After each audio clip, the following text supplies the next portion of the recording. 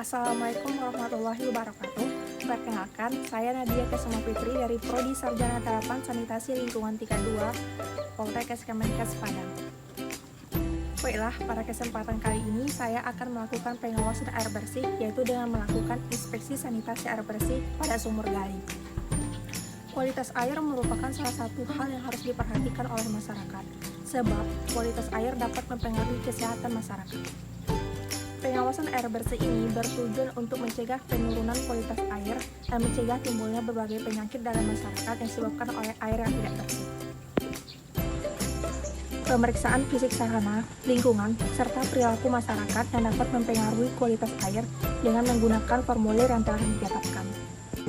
Adapun tujuan inspeksi sanitasi air bersih ini adalah untuk mengetahui kondisi fisik sarana air bersih yang berkaitan dengan aspek sanitasi, lingkungan, dan kualitas airnya.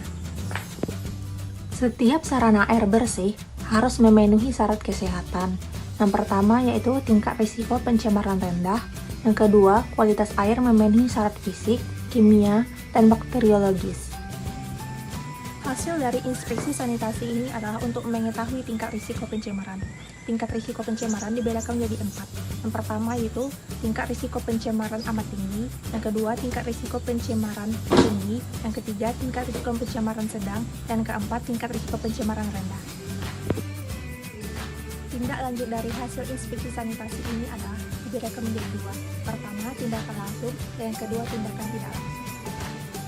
Perbaikan kualitas air dan penyuluhan penyihatan air digambarkan pada skema sebagai berikut.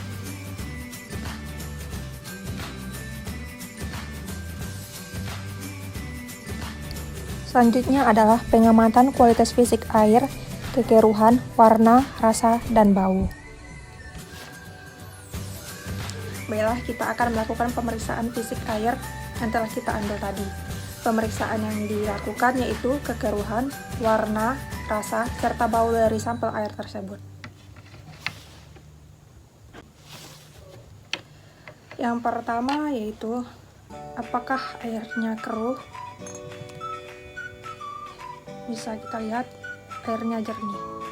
Di formulir inspeksinya kita tulis tidak keruh.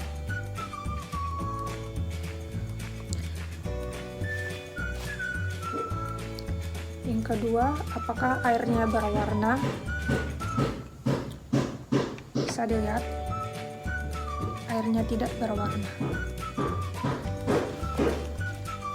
Yang ketiga, apakah airnya berasa?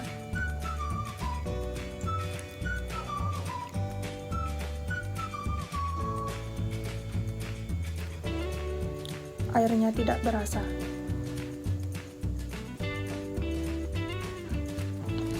Selanjutnya, apakah ada jamban atau septic tank dalam jarak 10 meter sekitar sumur yang menjadi sumber pencemaran? Jawabannya iya, ada septic tank pada radius kurang dari 10 m dari sumur gali.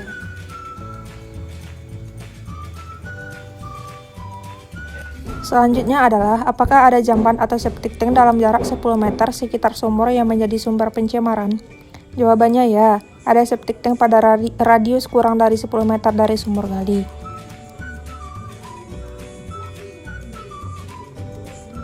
Apakah ada sumber pencemaran lain dalam jarak 10 meter sumur, seperti kotoran hewan, sampah, dan lain-lainnya?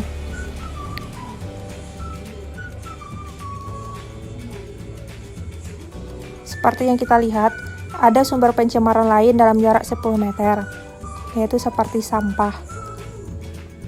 Apakah ada sewaktu-waktu genangan air dalam jarak 2 meter sekitar sumur, seperti yang kita lihat? Tidak ada genangan air dalam jarak 2 meter.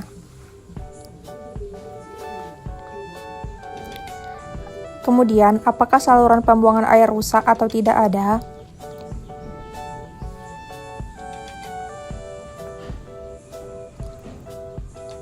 Tidak ada saluran pembuangan air yang rusak.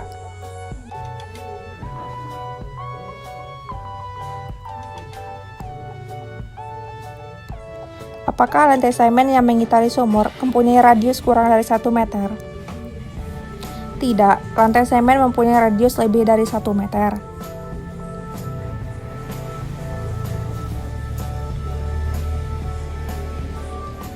Apakah ada sewaktu-waktu air di atas lantai semen sekeliling sumur? Ya, ada air di atas lantai semen di sekeliling sumur. Apakah ada keretakan pada lantai sekitar sumur yang memungkinkan air merembes ke dalam sumur? Tidak ada keretakan sekitar sumur yang memungkinkan air merembes. Apakah ada ember, tali, timba sewaktu diletakkan sedemikian rupa sehingga memungkinkan ada pencemaran? Jawaban ya, ada ember, tali, timba yang memungkinkan adanya pencemaran. Apakah bibir sumur atau cincin tidak sempurna sehingga memungkinkan air merembes ke dalam sumur? Jawabannya tidak, bibir sumur atau cincin disusun sempurna. Apakah dinding semen sepanjang 3 meter dari atas permukaan tanah tidak diplester cukup rapat atau sempurna? Jawabannya ya, dinding semen sepanjang 3 meter di atas permukaan tanah tidak diplester cukup rapat. Dari hasil inspeksi sanitasi sumur gali yang telah dilakukan, maka didapatkan tingkat risiko pencemaran sedang.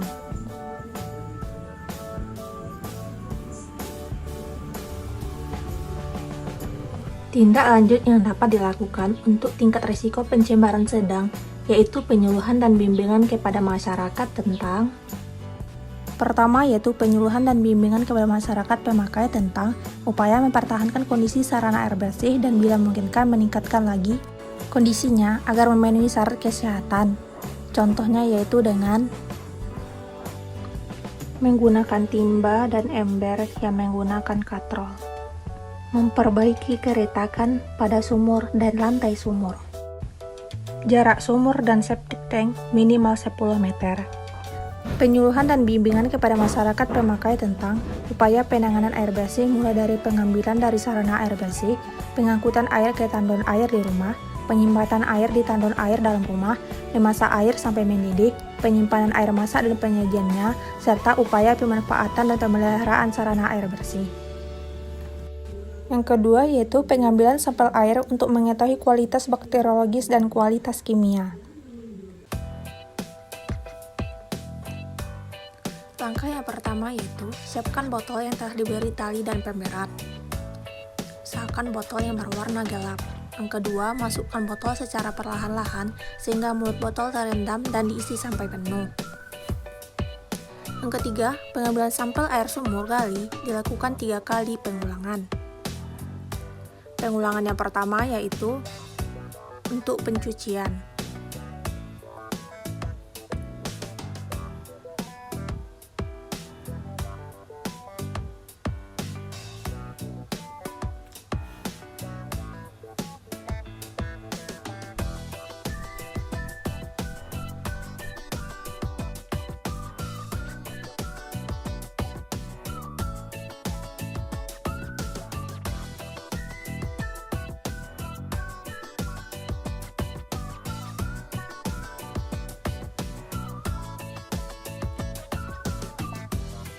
Untuk pengulangan kedua, yaitu pembilasan.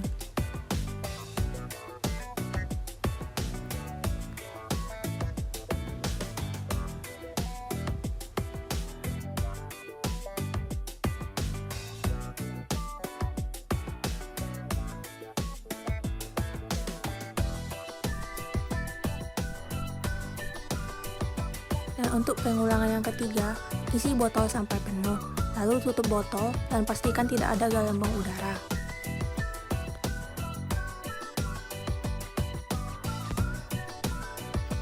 Langkah yang pertama, botol sampel terlebih dahulu sterilkan.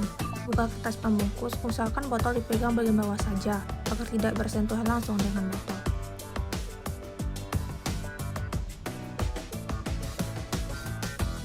Langkah yang kedua, pengambilan sampel dilakukan dengan menggunakan botol sampel yang telah diberi tali dan pemberat. Lalu masukkan ke dalam sumur. Dan pengambilan sampel dilakukan sebanyak 3 kali. Pada pengambilan sampel yang pertama, pengulangan yang pertama yaitu bagian pencucian.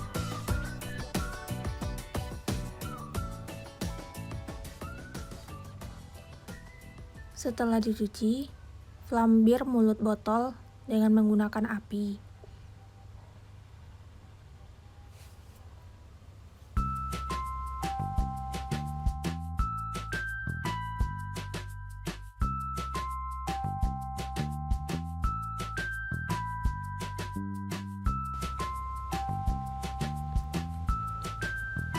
Untuk pengulangan sampel yang kedua, yaitu bagian pembilasan.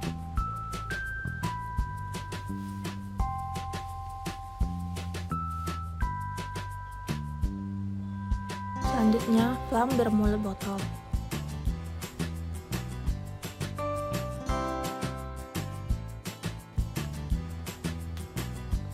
Untuk pengambilan sampel yang ketiga, yaitu untuk pengambilan sampel yang sesungguhnya.